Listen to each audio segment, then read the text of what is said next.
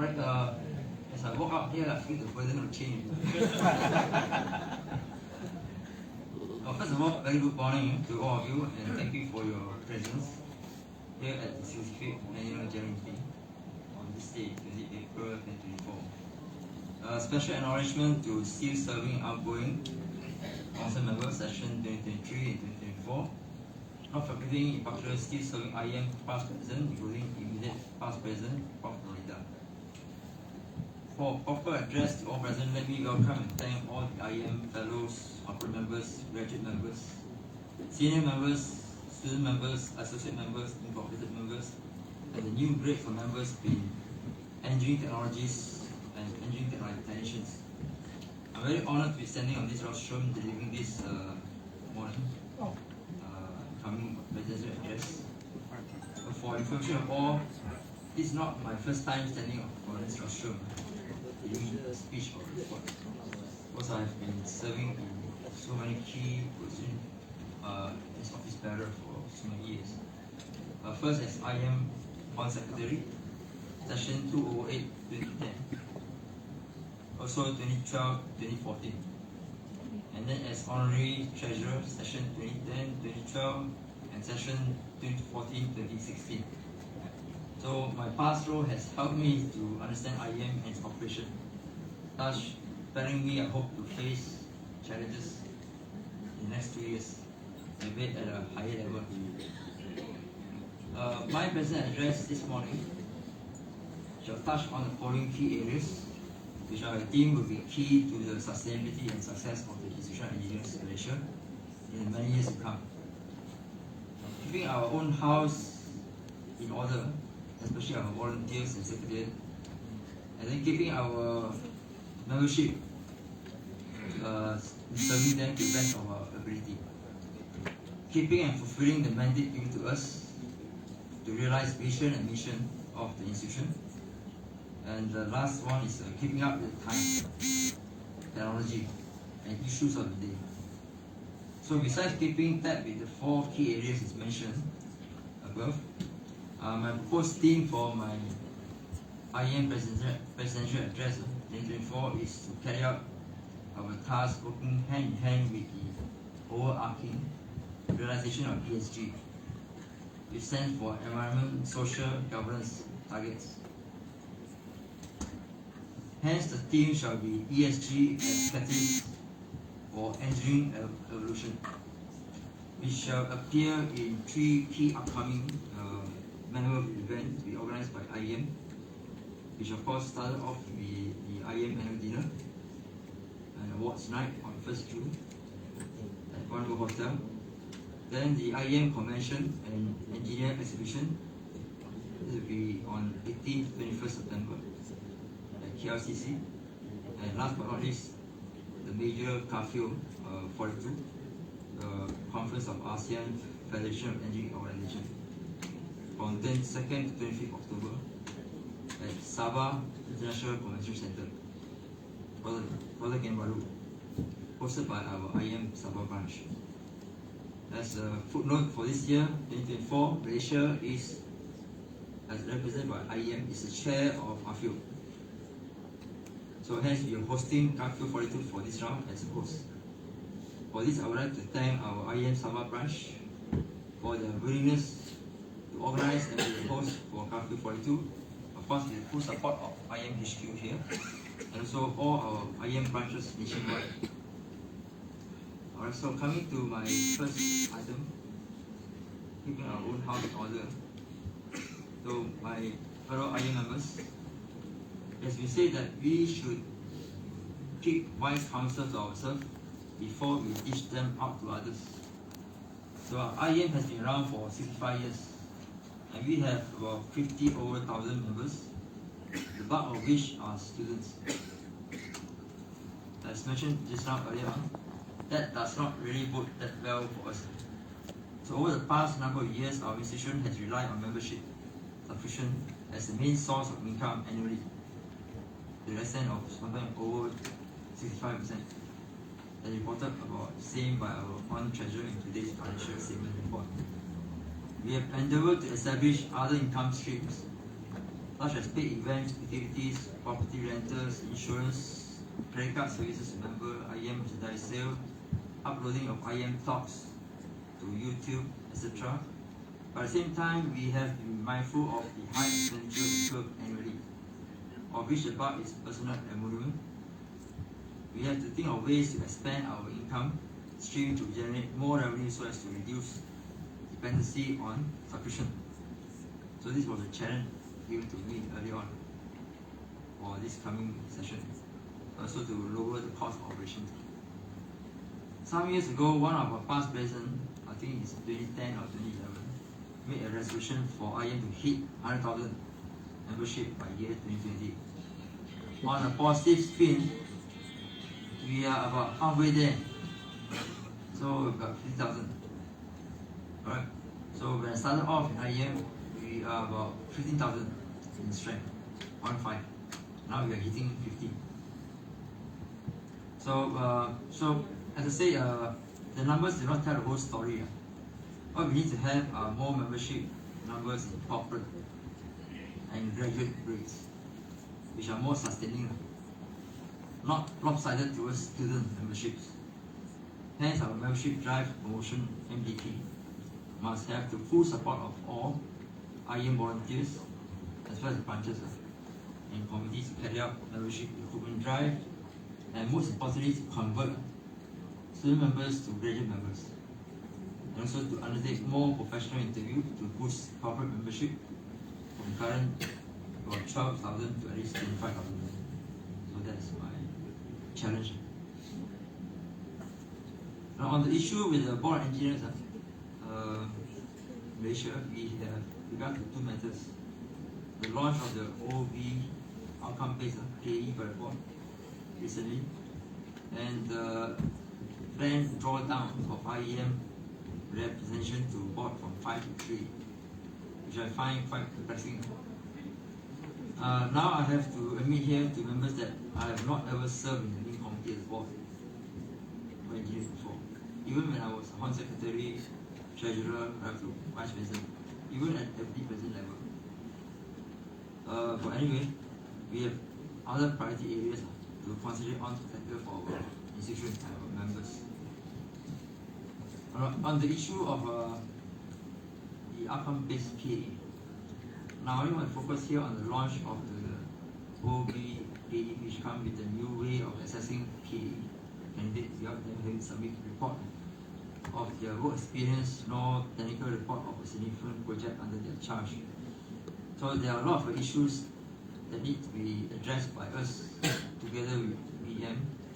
So on top of that, they are doing away with the compulsory written essay for Section A technical, only required if the candidate did poorly in the interview, which also changed into an oral presentation of 30 minutes.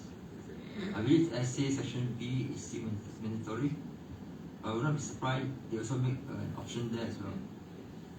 Seems like IEM is trying to make it easier for graduate engineers to make their mark to PE, Tier 1 at least. Maybe ensuring more engineers to attain IR title is their main goal, so as to boost the number of PE in this country. Well, it would be controversial to say this, maybe to impress the Minister of the Day.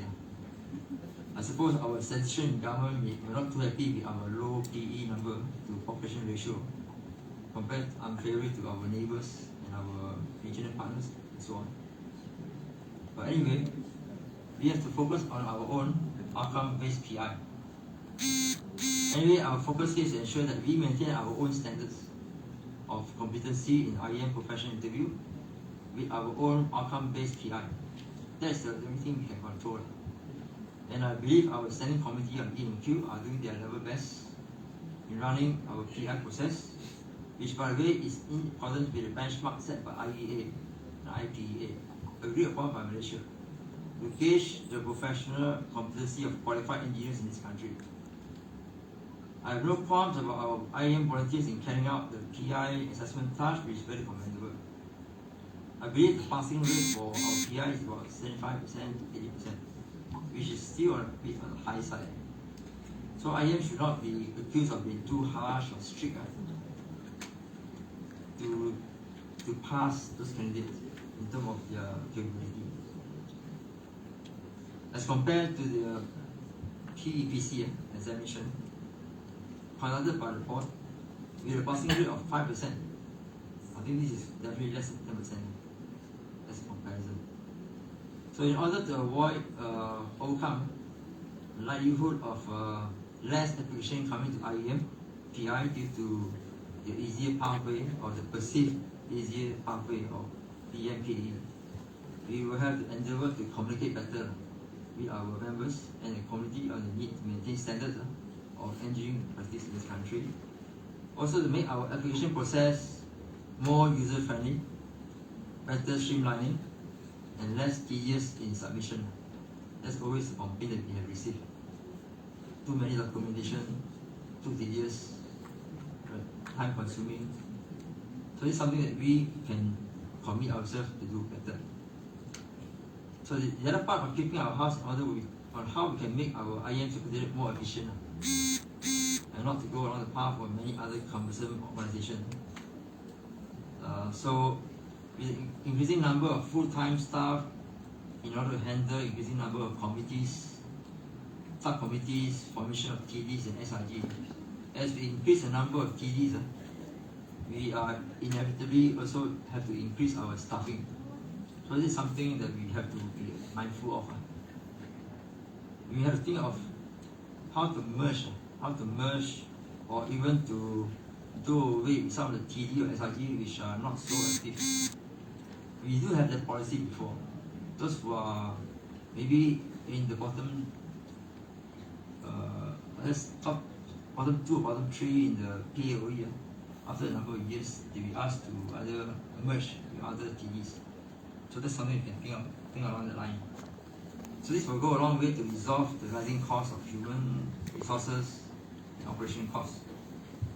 At the same time, I would like to urge our volunteer members who are serving IEM, various committee, and also holding officers to be more considerate in dealing with our secretary staff in the course of attending and chairing meetings, working side by side in events activities.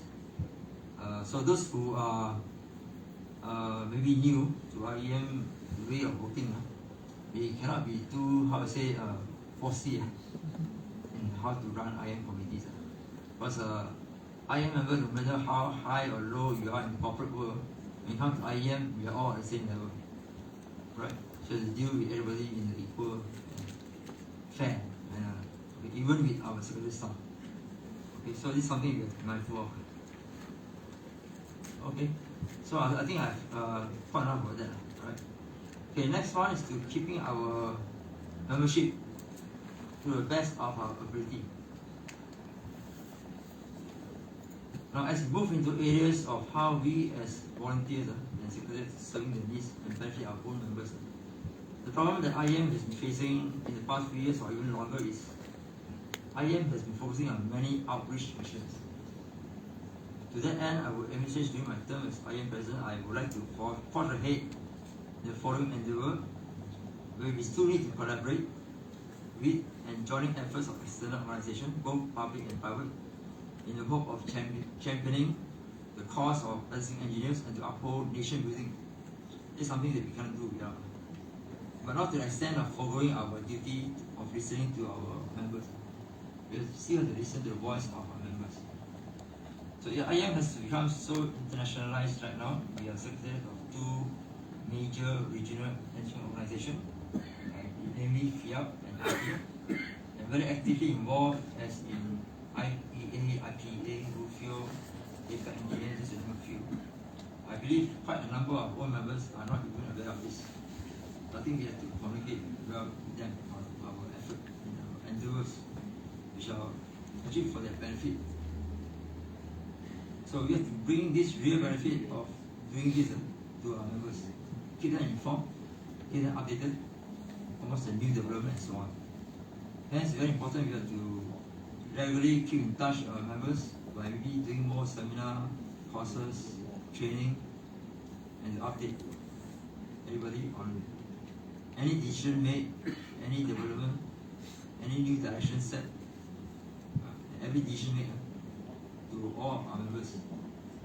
So So my personal mission of to uphold IEM as still the premier professional engineering institution in the country, and in parallel also to uphold the voice and ambition of our members in the course of their daily career work, and to provide an outlet and an avenue for them to channel their views, their wishes and their grievances, which we as their focal point can reach out to the right government agency as part of the voluntary effort of serving IEM office holders. So at the same time, we cannot relegate our Standing Committee on Welfare and Member Services as a step sharp in comparison to other supposedly higher profile standing committees such as Finance, Corporate Affairs, Professional Practice, E&Q, and Activities. The reason being, Welfare and Member Services is supposed to handle the proposal and adoption of benefit for deserving members, especially to those who are loyal and have been standing by IEM through thick and thin, by providing special benefit in the form of free membership to retired engineers for practice, life insurance, healthcare benefit, corporate rates and hotel, holiday stay, professional indemnity, insurance, credit cards, special banking access, special high-end mid-range automobile prices, and so many more. So we shall constantly be on the lookout for new special promotion and benefit in service of loyal membership. So right now, to switch to our welfare proposal. The Standing Committee on Welfare and Member Services had compiled information pertaining to IEM corporate merchant discount for easy reference by members. So with this information now in place, we can channel it out to our members through email blast. So members present at AGM may also collect hard copy from secretariat when they leave the AGM later on. Alright. So besides the above, education scholarship to members and the children will continue to be given to deserving recipients at special IEM events such as IEM Family Day, IEM Engineering Week, and so on. So as for our regular IEM activities, members will be charged with our own organized seminar, courses, workshop, and conferences at a very reasonable rate compared to outside corporate market rate. We have continued doing this for many years, and we will continue to do so. And also have easy access to earning continuing professional development (CPD) for the renewal of their professional practice status. So this is something that we have worked hand in hand. I think welfare work hand in hand with Standing Committee on Activities. So there's so much more what we can do for our members. The work is just the tip of the iceberg. So in my humble opinion, so there are so many more things we can do. So let us volunteers to strive to work harder to sort out and to offer much more benefit and service to our loyal and subscribing members. So I think this is something that we have who want to by giving them intangible and as well as tangible benefit. So the next one is to keeping and fulfilling mandate given to us to realize vision and mission of the institution. So this is something I think we haven't been talking about for quite a while.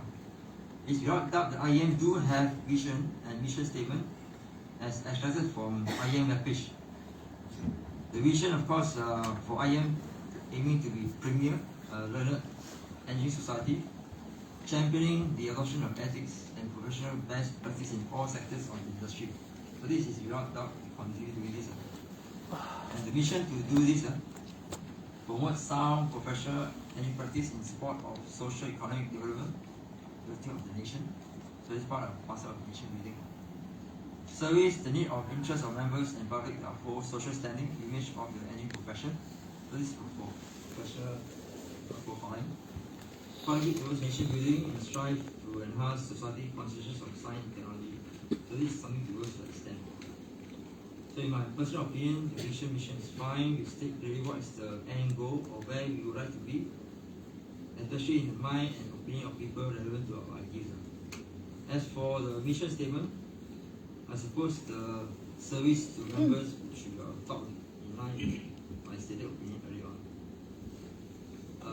The other two mission statements to do with IEM contributing either to leadership role or in support of initiative or actions to uphold the elevate issues of engineering for the benefit of without doubt we will continue doing it.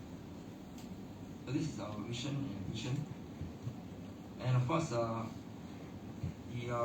outreach that you mentioned earlier on, this will have to be joint collaboration with various government agencies such as the GKR, JBS, IEM, CIDB, MITI, MOSTI, KT, just to name a few.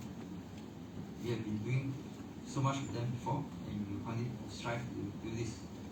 And also our further professional bodies such as PAM, ACM, Master Builders, RADAR, ISM, our neighbor, and many more. Not forgetting the many universities and colleges that we have signed MOU with. You'll always be asked, after signing MOU, was there any follow-up actions?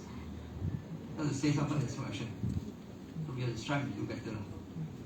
So we'll continue to collaborate with them to ensure quality of teaching and learning, relevance of any content and course delivery are maintained to enhance in collaboration with EAC. So it's something we will continue to strive. So to that end, I do pledge that IEM should work hand in hand with these various external organizations or institutions to serve aspiration and needs of the community and the nation. So we will thank our professional practice, corporate affairs, E&Q, standing committee for taking the lead in many of these IEM stand and interest in these many issues. Alright. So these various stand-ons are very important to continue to work towards the end goal of this mission. So we have to perhaps tweak the vision and mission statement slightly in order to cover IEM initiative and current active and leading role in holding secretariat for regional body in FIAC and RFIO.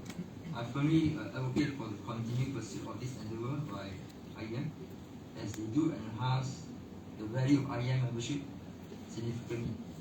This initiative provides our members with invaluable opportunities to broaden their horizon beyond domestic borders, tapping into international markets.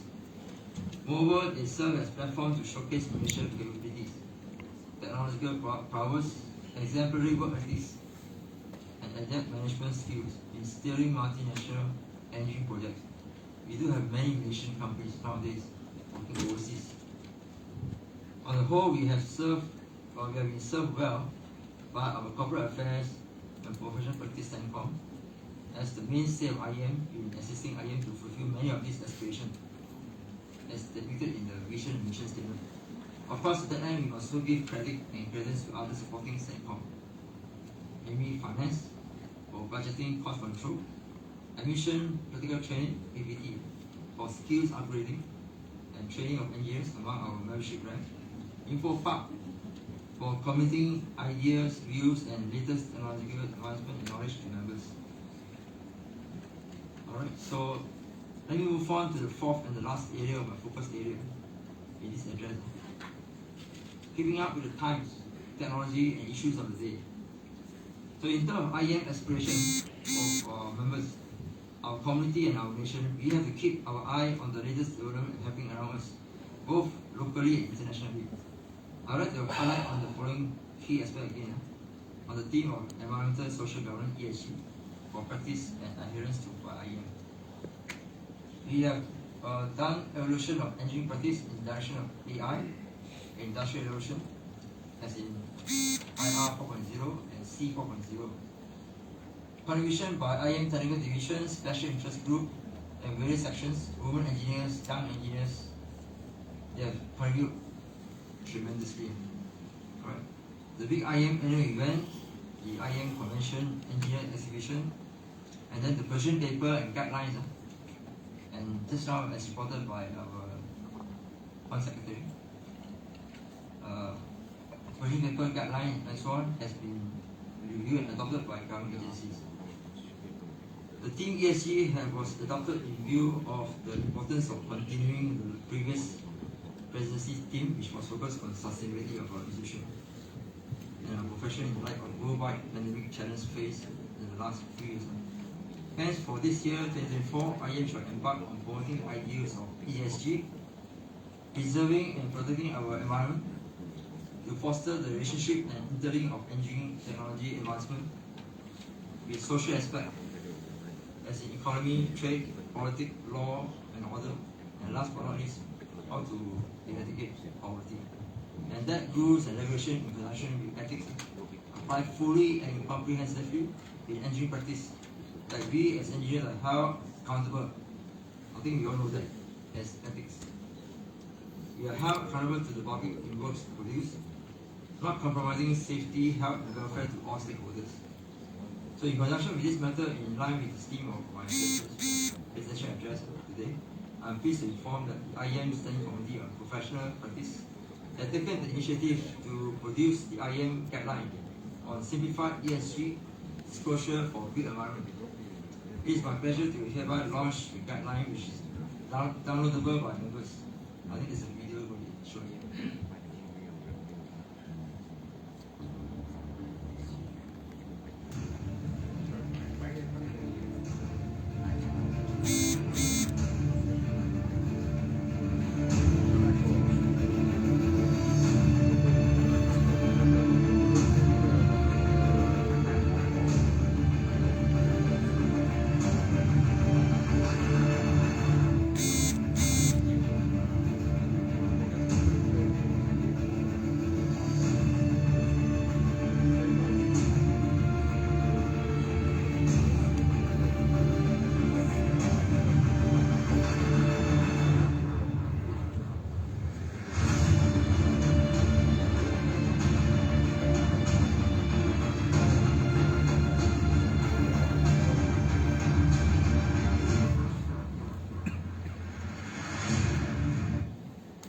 Okay, let me just continue with this slide.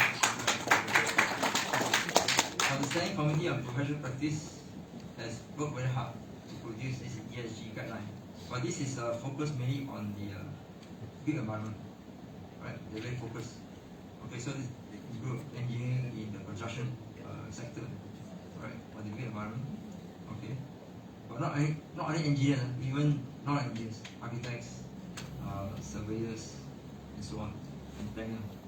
So the Standing Committee will also be organizing a webinar on 27 April, which is next Saturday, to so-called give more details about this guideline. So this, I think, is free of charge. Okay.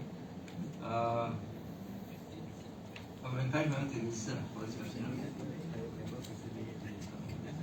Oh, okay, free of charge for students, sorry. But the guideline is free of charge. It's downloadable, I think, by the link given to you. Okay. So anyway, well done. Professional practice for doing this. I think IEM is the only engineering professional body that has released this ESG guideline, especially for built environment. Alright, next up. So my fellow IEM members, IEM has also published a number of policy papers in all relevant areas of engineering affecting public welfare, and a number of them focus on IR 4.0, Construction 4.0, which are stage of development papers for KKR. The many IEM technical division and special interest group will be expected to continue their contribution to draft and publish mission standard, industrial paper, and standard for engineering industry and activity. So this is a continuing effort by IEM volunteers. I think there are many of the IEM volunteers that are working behind the scene to produce all these standards in guideline. Right, so I think we have to uphold them and to thank them very much for their dedication and hard work.